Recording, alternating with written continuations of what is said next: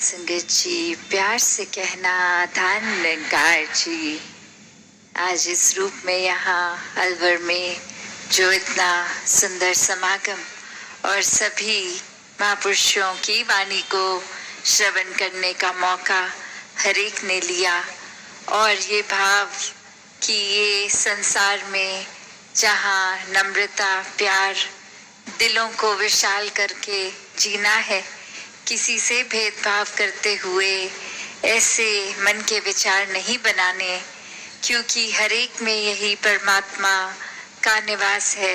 हर किसी के भीतर भी बाहर भी ये एक ही है। हर कोई एक समान है, तो कोई जाति ऊंची नहीं, कोई नीची नहीं, कोई रंग का भेदभाव नहीं, कोई खाने पीने के फर्क, कल्चर के फर्क से कोई श्रेष्ठ या नीचे नहीं होता।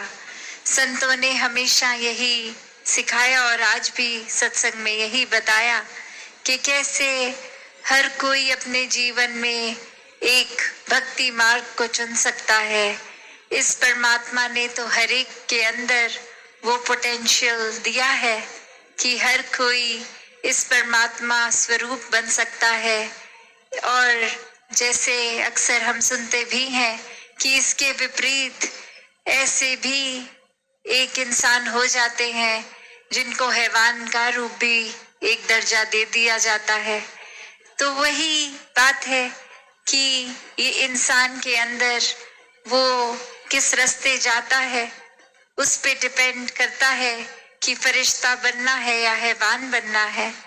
और जिन्होंने भी इस परमात्मा का सहारा लिया, पहले ब्रह्म ज्ञान से इसको देखकर फिर अपने जीवन में अपनाकर इस तरह एक प्रेमा भक्ति का रास्ता जब लिया, तो वाकई ही सिर्फ इस परमात्मा से एकत्व का रिश्ता नहीं बना, बल्कि पूरे संसार से वो एकत्व का भाव बन गया।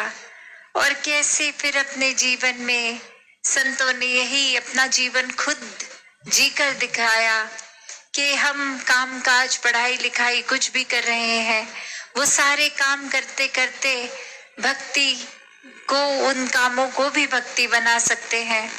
जिस पल में परमात्मा को शामिल कर लिया, वो मन के भाव वाकई ही परमात्मा से मन जुड़ गया, तो हर काम ही जिस पल में परमात्मा शामिल है तो वो भक्ति ही बन जाता है। तो कैसे इस परमात्मा की ओर ही मुख करना और कैसे अपने जीवन में मानवीय गुणों से जीवन को युक्त कर लेना, क्योंकि इस परमात्मा ने तो सब कुछ जीवन में पहले ही दिया है।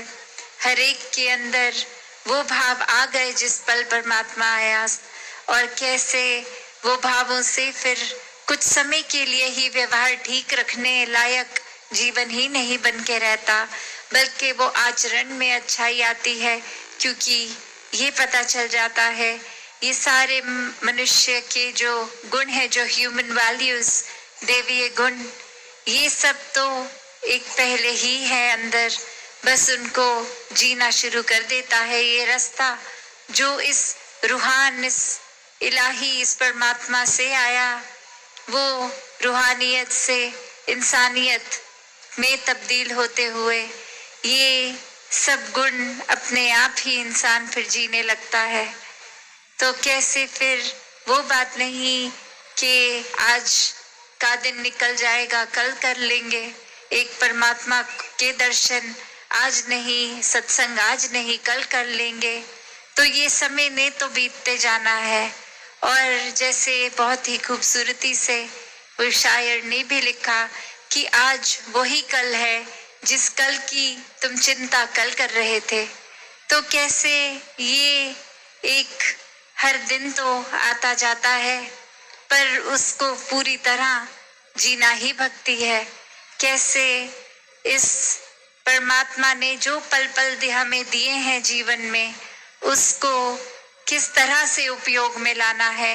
क्या इस पल मैं किसी की भलाई के लिए सोच रहा हूँ, या किसी को किस तरह नुकसान पहुंचाना है, ऐसे ख्याल दिमाग में चल रहे हैं। हर एक को अपने अंदर झांकना होगा, ये देखना होगा कि ये हमारा मन जब हम खाली बैठते हैं, पहला ख्याल एक पॉजिटिव डायरेक्शन में है या नेगेटिव, क्योंकि जो ख्याल चल पड़ा वो ख्यालों की लड़ी उसी दिशा में रहती है। और वहीं भक्त तो चेतन होते हैं, कहीं गलती से भी ख्याल कुछ नेगेटिविटी पे आ गया, कुछ बुराइयों पे आ गया, तो वहीं उस ख्याल को रोक लेते हैं, वो आगे ये लड़ी कंटिन्यू नहीं होने देते। एक ख्याल से दूसरा ख्याल इस लूप में रहता ही नहीं है। फिर जैसे ही मन में कुछ बुराई आई भी तो उसी समय सुमिरन करके इस परमात्मा से ये क्षमा मांगते हुए बख्शवाते रूप को।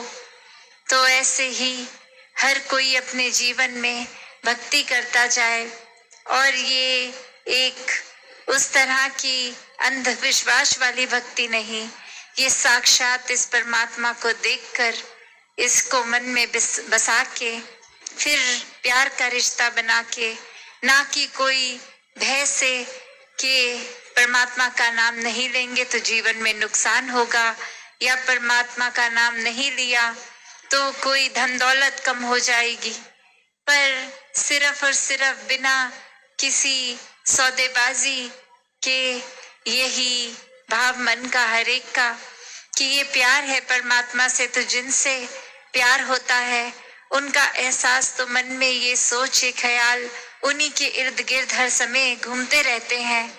चाहे वो कोई भी उम्र के हों, वो भक्त हर समय प्राथमिकता परमात्मा को ही बनाते हैं। तो दासी और समय ना लेके इन्हीं शब्दों से आज्ञा लेगी।